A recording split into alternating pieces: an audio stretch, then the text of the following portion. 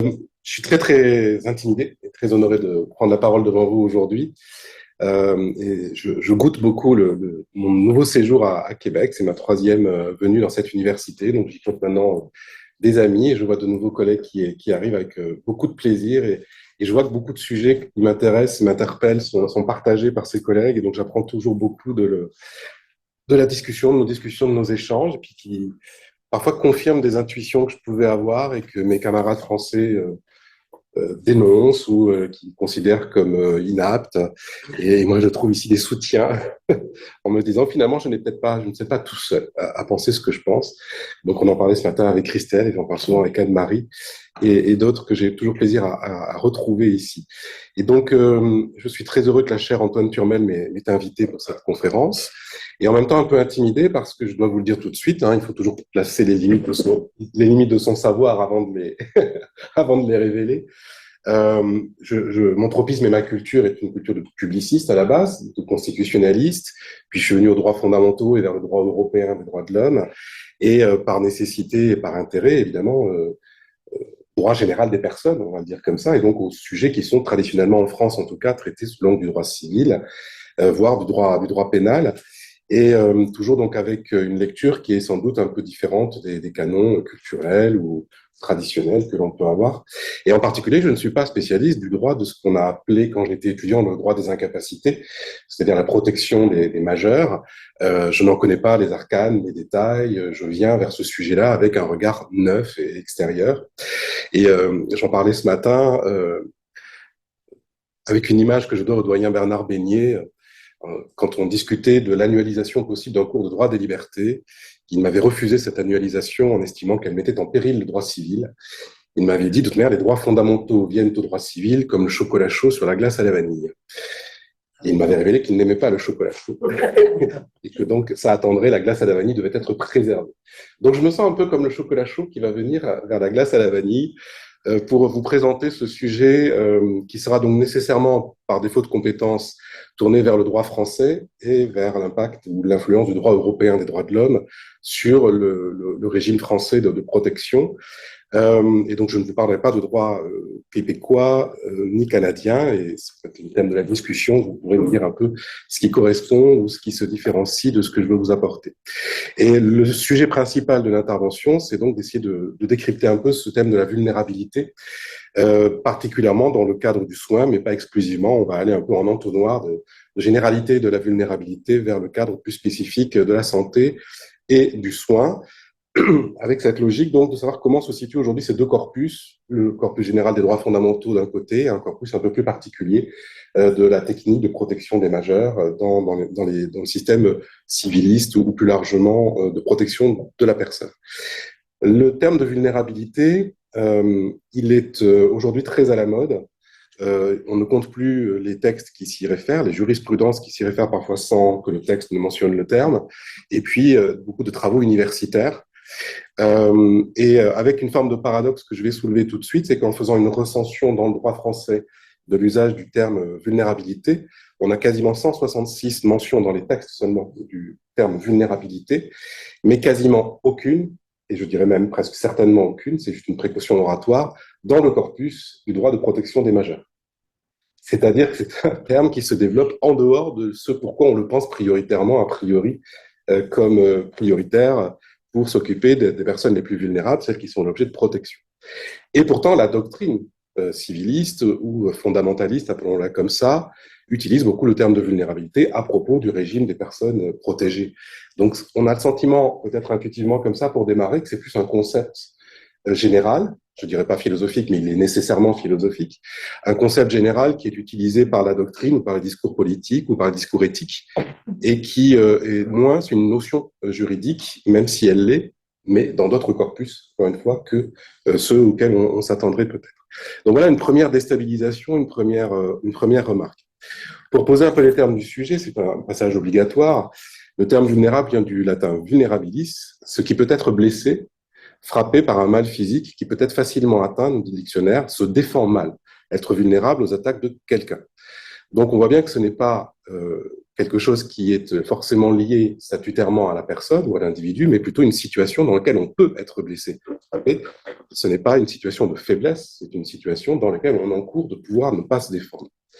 La vulnérabilité, a priori, elle pourrait être même liée à la condition humaine dans son ensemble, et pourtant, dans notre droit, elle apparaît osciller entre une forme de permanence, d'institution, et une forme de discontinuité, c'est-à-dire finalement d'approche concrète. À un moment donné, une personne qui a l'air pas du tout vulnérable peut se sentir en situation de vulnérabilité, un peu comme moi devant vous actuellement, puisque je suis a priori pas du tout dans les canons de la vulnérabilité, étant un homme blanc, la cinquantaine, bien portant, a priori.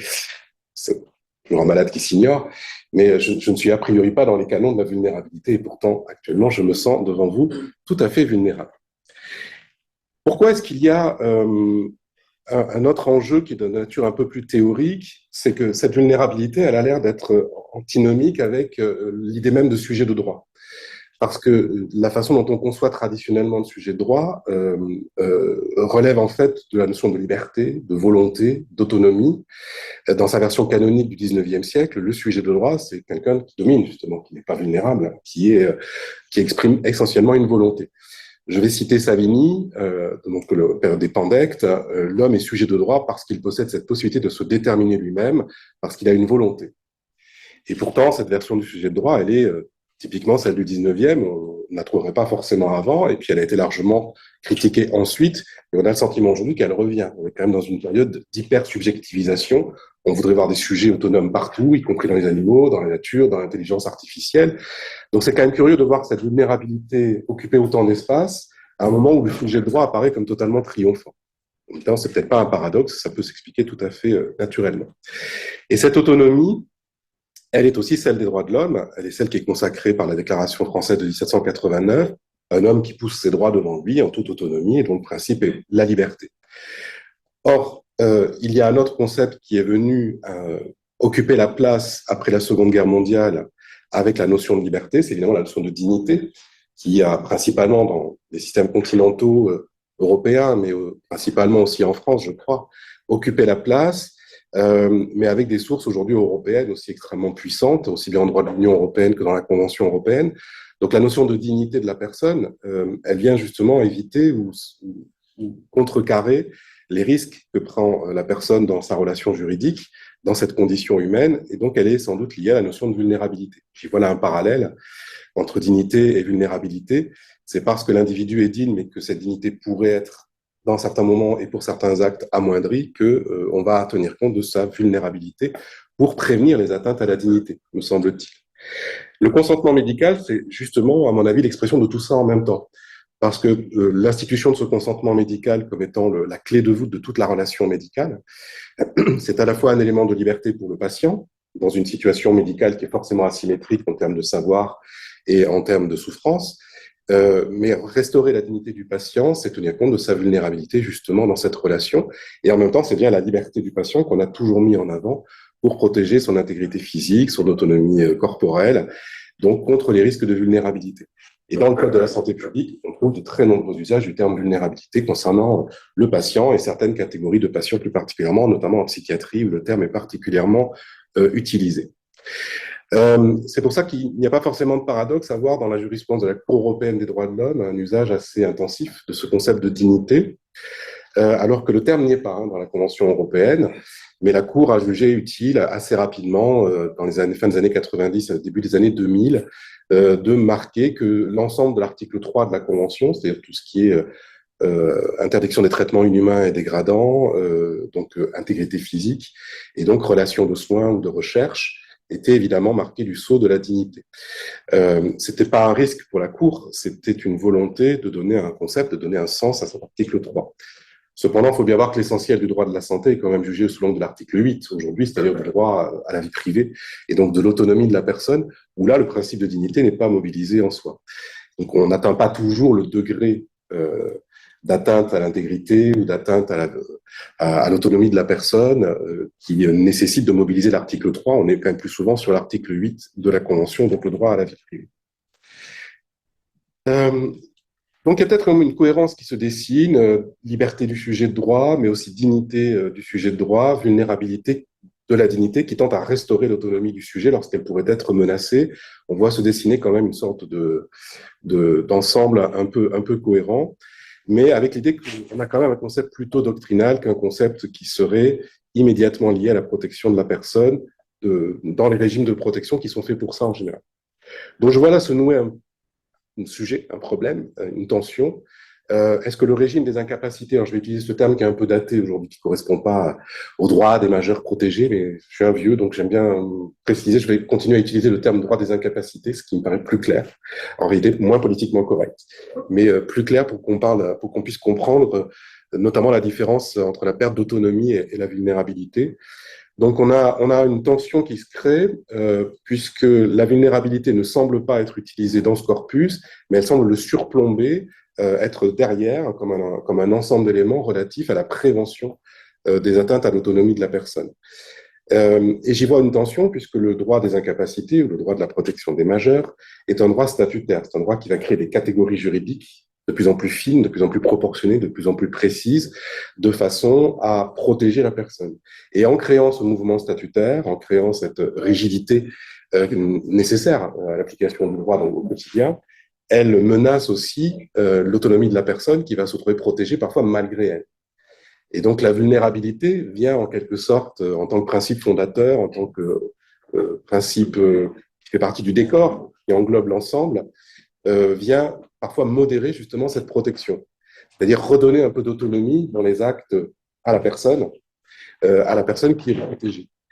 Et donc voilà, c'est cette tension que j'aimerais vous montrer. La vulnérabilité, elle va s'apprécier in concreto, dans une situation donnée, à un moment donné, dans une relation donnée, alors que le régime des incapacités s'applique de façon abstraite, standardisée, même si on a des catégories très fines, hein, ça n'empêche pas, mais ça reste quand même des catégories qui vont fixer à un moment donné le comportement des acteurs, et elles peuvent être en décalage avec la réalité de la liberté, de l'autonomie de décision de la personne et notamment du patient.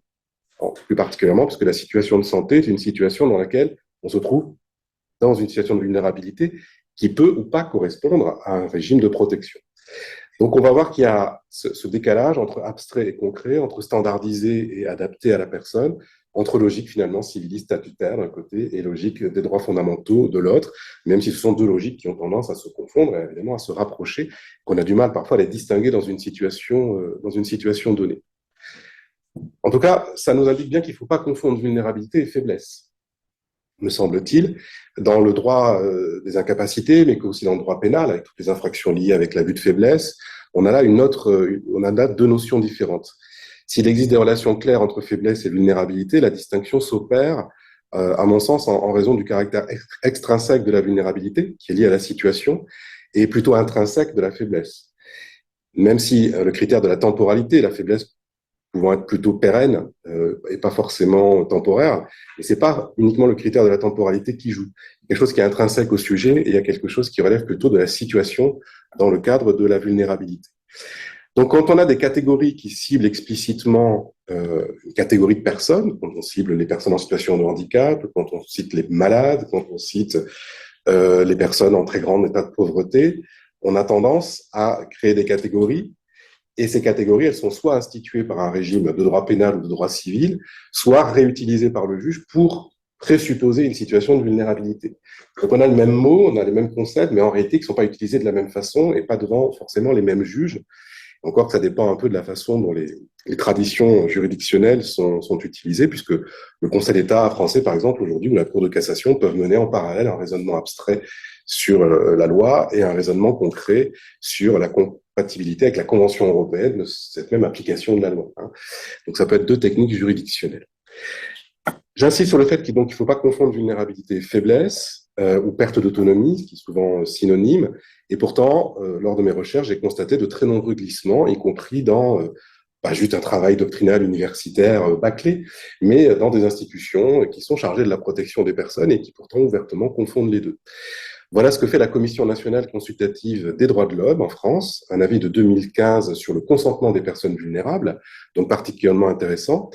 Elle y écrit en effet que dès lors, en droit, la personne vulnérable peut se définir comme celle qui n'est pas en mesure d'exercer tous les attributs de la personnalité juridique.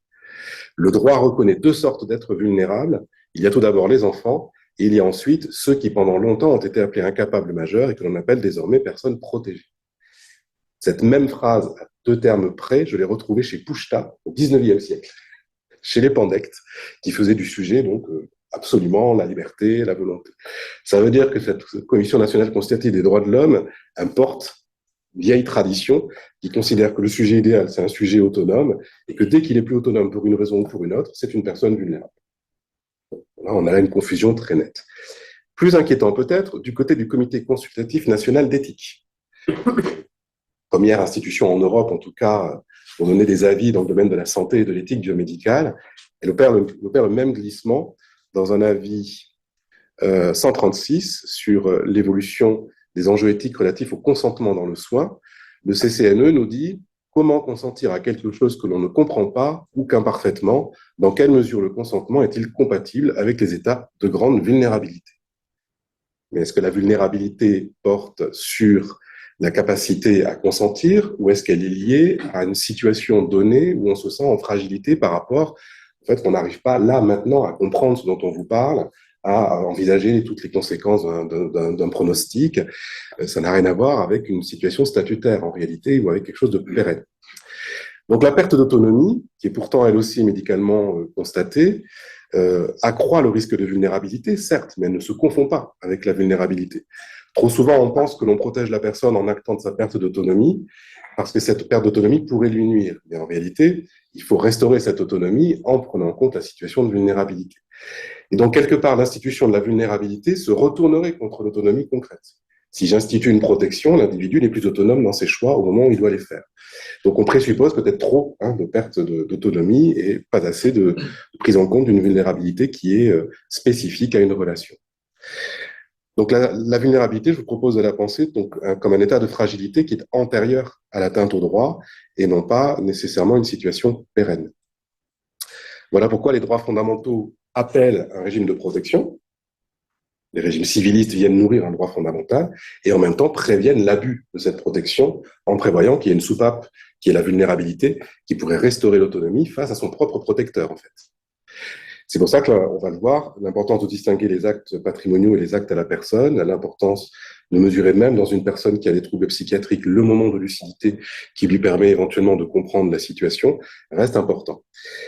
Alors, c'est ce que fait le droit français, bien sûr, vous ne l'ignorez pas. Le Code civil, article 425, prévoit que toute personne dans l'impossibilité de pourvoir seule à ses intérêts en raison d'une altération médicalement constatée, soit de ses facultés mentales, soit de ses facultés corporelles, de nature à empêcher l'expression de sa volonté, peut bénéficier d'une mesure de protection juridique destinée à la protection tant de la personne que des intérêts patrimoniaux de celle-ci. Ce sont donc les défaillances mentales qui vont être prioritairement prises en compte par le Code civil, mais aussi les situations concrètes, par exemple, faiblesse, d'invalidité physique qui pourraient mettre en situation de vulnérabilité. Le droit des incapacités ne mentionne traditionnellement pas la vulnérabilité, comme je vous le disais, mais il a été progressivement, à mon sens, consacré par la réforme du droit des incapacités. Nous avons eu en France 3 textes successifs qui ont ramené l'artificialité ou la standardisation de ces régimes d'incapacité vers davantage de réalisme, en mon avis, concrétisant le concept de vulnérabilité, mais toujours sans le citer. Ce que je vous propose donc de voir, c'est que le droit civil classique, qui est porté par une conception statutaire du droit, prévoit que l'individu est ou qu'il n'est pas capable, de façon pérenne, même s'il y a des degrés d'autonomie, de décider d'être autonome. Donc, il y a toujours une logique de seuil qui va s'établir. D'un autre côté, on a donc le concept de vulnérabilité qui, lui, ne raisonne pas en termes de seuil, mais qui examine in concreto la relation dans laquelle le sujet se trouve impliqué. Alors, je n'ignore pas que le régime des incapacités a évolué vers toujours plus de précision, puisqu'on a une double grille de lecture, je ne vous apprends rien.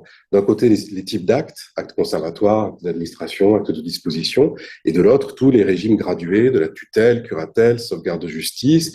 En France, on a aussi créé l'habilitation familiale, l'habilitation entre époux, puis le mandat de protection future. Donc, on a une gamme aujourd'hui de 6 situations qui, en plus, correspondent à différents types d'actes. Donc, on a une grille quand même très fine, mais qui est toujours dans une logique statutaire. On va créer des cases et on va placer la personne dans cette case. Et en outre, le juge des tutelles peut ensuite décider, à l'intérieur de chacune de ces possibilités, de savoir si ça ne concerne que les actes patrimoniaux, ou aussi les actes à la personne, c'est-à-dire les soins, et puis tout ce qui concerne la filiation, la vie de famille, etc. Donc le juge va quand même pouvoir adapter la protection, en outre, à la situation concrète, mais là encore, toujours de façon pérenne et statutaire. L'approche de l'autonomie personnelle, je crois que je me répète beaucoup, est une approche concrète qui va dissuader ou corriger les excès de ce statutisme créé par le droit civil. Et dans le cas du droit de la santé, c'est encore plus complexe parce que le malade est supposé, même dans un rapport concret, être toujours en situation de vulnérabilité. Et là, on a le facteur temps qui intervient. C'est pas une situation qui est instituée par le droit, elle reste une situation de fait, l'acte médical, mais pourtant, le droit fondamental, les droits fondamentaux vont recréer des catégories parallèles en estimant qu'il y a une présomption de vulnérabilité pour les malades, pour les détenus, pour les femmes enceintes, pour les personnes en situation de handicap, éventuellement les personnes âgées, évidemment, faut que j'oublie quand même le tropisme principal de notre propos. Et donc, il y a des critères de présupposés de vulnérabilité. Et donc, c'est particulier parce que les droits fondamentaux sont en train de recréer une logique catégorielle de présomption, mais qui peut être quand même renversée dans un contrôle concret. Donc, ce seront les deux temps que je vous propose d'étudier. D'un côté, la vulnérabilité appelle protection, avec ou sans régime d'autonomie particulier. Mais par une forme de boucle complexe, on voit que la vulnérabilité peut aussi contribuer à restaurer l'autonomie face à des régimes de protection qui peuvent être trop envahissants sur cette même autonomie. Donc, premier temps, la vulnérabilité du malade appelle sa protection par, sans ou contre l'autonomie. La Commission consultative nationale des droits de l'homme en France n'a pas fait que des erreurs, parce que paradoxalement, dans le même avis que je vous citais tout à l'heure, elle a, à mon avis, tout à fait compris le problème. Elle nous dit que la vulnérabilité se détache progressivement de l'incapacité. L'état de vulnérabilité est désormais plus aisément reconnu et pris en considération, sans nécessairement entraîner l'application de règles protectrices entravant la liberté d'action de leurs bénéficiaires. Peuvent ainsi être considérées comme des personnes vulnérables, celles qui ne sont pas en mesure d'exercer suffisamment correctement leurs droits pour différents motifs. L'appréciation est donc celle d'une évolution de la vulnérabilité en dehors du régime d'incapacité. Et on le voit très bien au niveau du patient, donc, puisqu'on n'est pas dans une situation qui est établie par le droit, même si le patient peut être une personne protégée. Autrefois, on restreignait la notion de vulnérabilité donc au vice du consentement. Aujourd'hui, on parle plutôt de défaut de consentement, ce qui assouplit considérablement la logique, pour tenir compte du déséquilibre de la relation médicale. Je commence par la question de l'information du patient, parce que c'est au moment, évidemment, de l'information que tout est délivré pour conduire le patient vers une décision. Et ce moment de l'information, donc, a été très largement institué, renforcé dans le système juridique français, à la fois par les avis du Comité consultatif national d'éthique et par l'évolution de la loi sur les droits des patients en France. Toute personne prend avec le professionnel de santé et compte tenu des informations, les décisions concernant sa santé. Alors là, on tombe sur la question de la codécision, que j'ai beaucoup développée par ailleurs, donc une pente que je ne vais pas prendre. Mais en réalité, je ne crois pas qu'il y ait vraiment codécision dans la relation médicale, même aujourd'hui où on a rétabli une forme d'égalité entre le patient et le médecin. C'est le médecin qui décide, toujours, mais avec l'assentiment, en réalité, le consentement du patient qui a compris et qui a accepté le diagnostic, le pronostic, le processus de soins, le parcours de soins qu'on lui propose. Mais on a renforcé quand même cette autonomie et en tenant compte de la vulnérabilité de la relation grâce à la personne de confiance et éventuellement aux directives anticipées qu'on pourra laisser dans des situations particulières. Le patient, il est toujours considéré comme vulnérable. Ça, c'est quand même curieux. On a voulu échapper à la logique statutaire. On récupère une catégorie qui a l'air d'être une forte présomption. Elle est utilisée par la Cour européenne. Elle est aussi utilisée par le Conseil d'État. Je vous fais grâce des décisions parce que, étant juriste français, je ne pars pas du cas. Mais un pensionnaire qui est lourdement handicapé, des personnes atteintes de maladies neurodégénératives, des patientes en service de psychiatrie, toujours le Conseil d'État aujourd'hui met en avant le terme de vulnérabilité particulière de ces personnes. Donc il s'est mis à la page de la Cour européenne des droits de l'homme, parce que ça ne vient pas de lui spontanément, ce n'est pas dans la culture française. Paradoxalement, la mise en œuvre de l'autonomie fait donc appel à la médecine pour sa propre évaluation. Et là, j'aurai une porte vers la fin de mon propos, le médecin est souvent juge et partie, puisque c'est lui qui doit déterminer quel est le degré d'autonomie du patient dans la compréhension de l'information, et en même temps, c'est lui qui a déjà décidé un petit peu quelle serait la stratégie médicale à adopter. Donc, il est quand même celui qui est au four et au moulin pour déterminer qui décide réellement.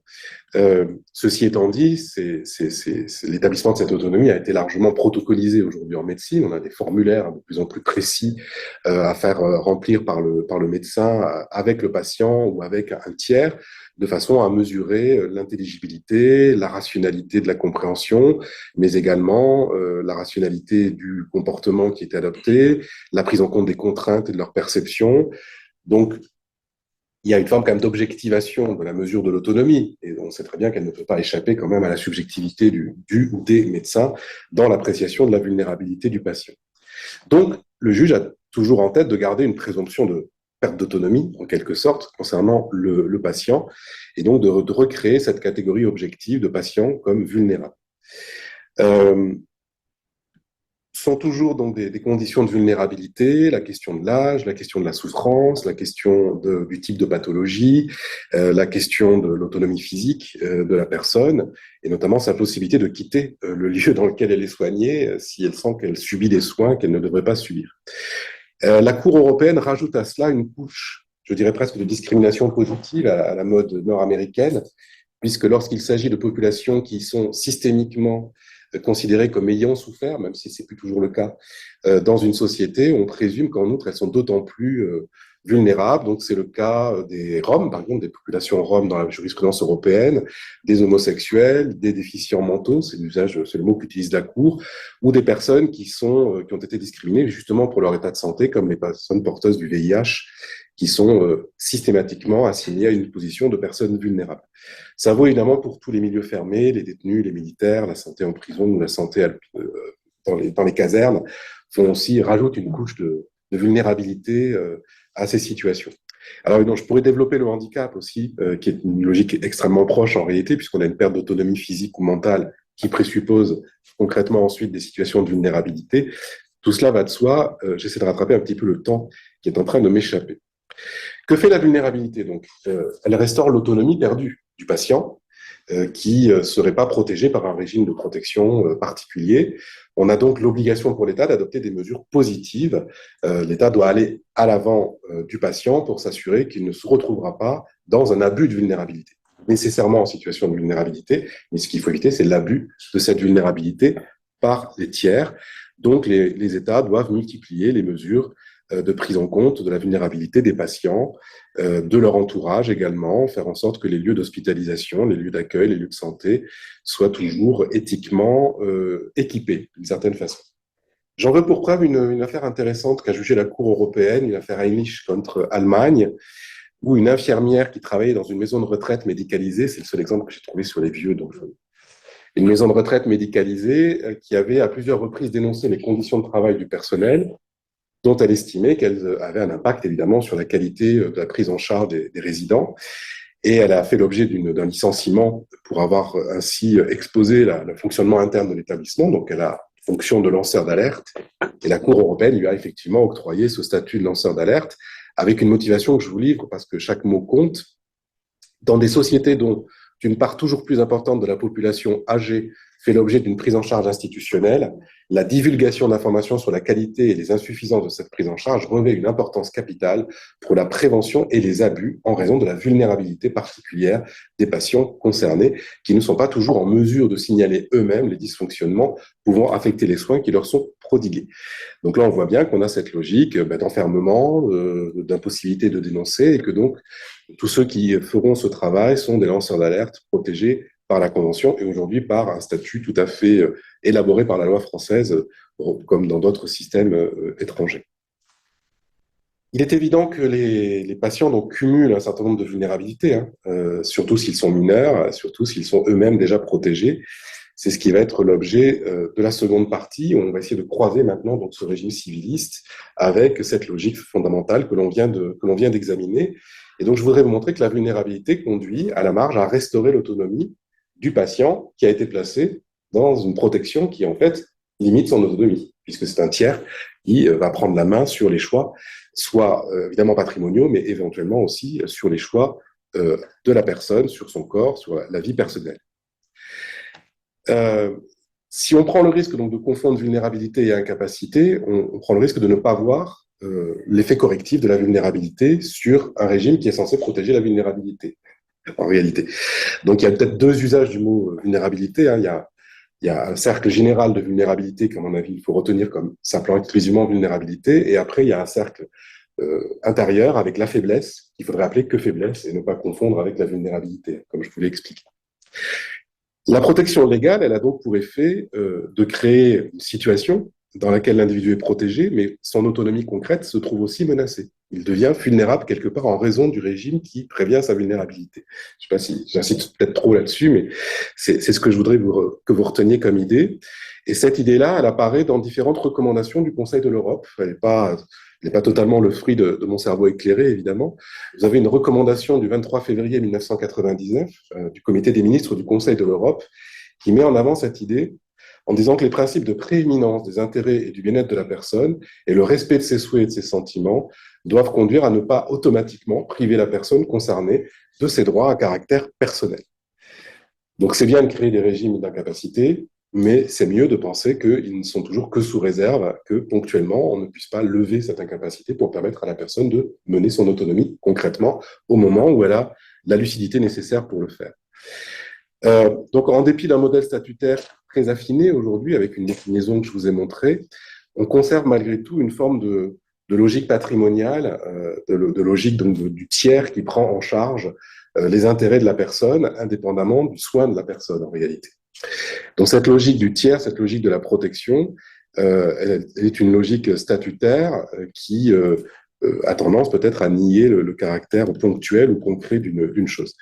Et pourtant, on voit bien l'évolution récente des lois françaises en matière de protection des majeurs, puisqu'on a eu quand même 3 lois successives, 2007, 2015 et 2020, qui sont venues à chaque fois essayer de rapprocher toujours plus le régime de protection de la réalité de la perte de capacité, d'autonomie ou de la vulnérabilité de la personne.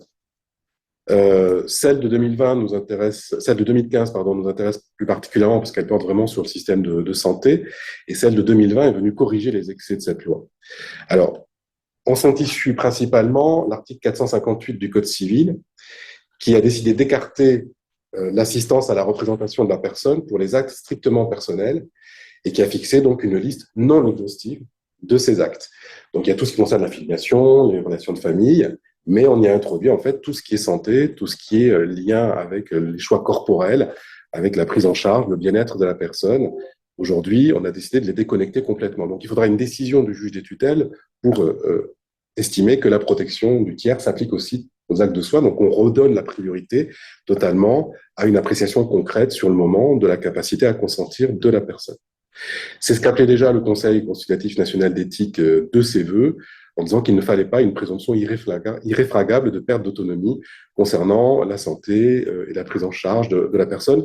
Alors même dans des protocoles de recherche, hein, qui sont des situations plus complexes, une personne qui est majeure protégée peut aujourd'hui se prêter à des recherches biomédicales. Autrefois, elles en étaient automatiquement écartées pour éviter justement un abus. Et aujourd'hui, on pense que sous certaines mesures d'appréciation de sa situation concrète, elle peut quand même se prêter à ces recherches biomédicales. Mais là, il y a un contrôle qui peut être introduit par le juge des tutelles si donc, un régime a été institué. Je finis donc par la loi du 11 mars 2020, celle qui est venue justement estomper les effets encore un peu excessifs des précédents systèmes. Cette loi du 11 mars 2020, elle a mis fin à certaines zones d'ombre qui avaient été installées par la précédente qui est datée de 2019, donc c'est pour dire que les évolutions sont rapides, parce que plusieurs avis, notamment de la Commission des droits de l'homme, avaient signalé que le Code de la santé publique n'avait pas été modifié et qu'il n'envisageait donc pas le cas du patient sous tutelle qui avait encore gardé son autonomie et qu'elle ignorait complètement l'application de l'autonomie des soins à la personne dans le cas de la curatelle. Ça n'avait pas été codifié de façon complète, et ce qui faisait qu'en pratique, les hôpitaux, les systèmes de soins continuaient à demander le consentement du tuteur pour tout acte médical, ce qui a été jugé donc disproportionné par différents rapports, notamment un remis au président de la République. Et donc on voyait qu'il y avait encore un peu ce paradigme de la capacité qui continuait à s'attacher, même quand le patient était capable de discernement du point de vue du corps médical. Donc la France a modifié à nouveau son texte et elle a en plus étendu aux mesures d'habilitation familiale qui sont aujourd'hui instituées. Ce qui veut dire que les informations nécessaires au consentement biomédical sont données directement à la personne protégée. Elles lui sont adressées en première intention, dit le texte. Et si nécessaire, le juge peut désigner une personne pour assister ou représenter cette personne, qui ne soit pas donc le tuteur ou le curataire, une autre personne. Et la personne qui est sous tutelle ou curatelle peut choisir elle-même sa personne de confiance, qui n'est pas nécessairement son tuteur. Donc on voit bien une disjonction ici très claire, de façon à préserver l'autonomie de la personne en dépit du système de protection qui a été mis en place pour préserver cette autonomie, je le rappelle. L'article 459 du Code civil prévoit que la personne protégée prend seule les décisions relatives à sa personne dans la mesure où son état le permet. Sauf urgence, la personne chargée de la protection du majeur ne peut pas, sans l'autorisation du juge, prendre une décision ayant pour effet de porter gravement atteinte à l'intimité de la vie privée de la personne protégée. Tout juste peut-elle prendre les mesures de protection strictement nécessaires pour mettre fin au danger que son propre comportement lui ferait courir et en informer ainsi le juge. Tout à fait récemment, là, en novembre 2023, la Cour de cassation a même désavoué à un juge qui avait refusé d'examiner la requête d'un patient qui a été interné d'office en hôpital psychiatrique et qui avait donc de lui-même contesté son hospitalisation d'office. Et le juge civil avait considéré que comme c'était une personne qui était protégée en tutelle, la requête ne pouvait être exercée que par le tuteur. Et la Cour de cassation lui a dit, pas du tout, vous n'avez rien compris, même en hôpital psychiatrique, il garde son autonomie parce qu'il serait du coup vulnérable par rapport à son tuteur ou son curateur. C'est donc bien cette situation de vulnérabilité qui vient corriger les excès de régime de protection. Bon, je vous fais grâce à un certain nombre de textes du Code de la santé sur le truc. Pour finir, peut-être par un concept à vous proposer à la discussion qui émane implicitement, parce qu'il n'y est pas dedans, de l'avis 136 du Comité constitutionnel d'éthique donc sur le consentement aux soins. Dans cet avis, le comité tourne autour de l'idée que l'idée de consentement, le terme de consentement ne serait plus adéquat dans le cadre du soin, en particulier pour la personne protégée. Et qu'on devrait rechercher une alternative, un concept plus fin. Et ce concept a été, semble-t-il, proposé par une collègue qui s'appelle Armelle Debru, qui a proposé le terme d'assentiment. C'est un terme qui existe déjà au Québec, je ne sais pas, mais vous êtes souvent précurseur par rapport au système français. Donc l'assentiment, ce n'est pas la même chose que le consentement. L'assentiment donne un espace d'expression reconnu, il remplit un vide entre le tout et le rien, car l'incapacité a souvent des degrés, des moments et des formes variables. Donc ça ressemble un peu aussi au régime de non-opposition.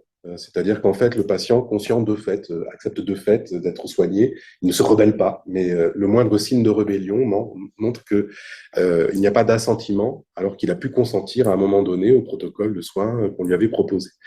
La vulnérabilité serait ainsi positivement mobilisée pour créer cet espace d'assentiment qui serait distinct d'un consentement donné par un tuteur, par ailleurs, au moment de soins. Mais on n'exclut pas quand même, je le soulève pour finir, une forme de néopaternalisme, puisque ce sont quand même toujours les professionnels de santé qui apprécient la capacité à discerner. Et là, il y a à mon avis quand même encore une forme de conflit d'intérêts qui n'a pas forcément été réglé par notre système juridique. Je vous remercie.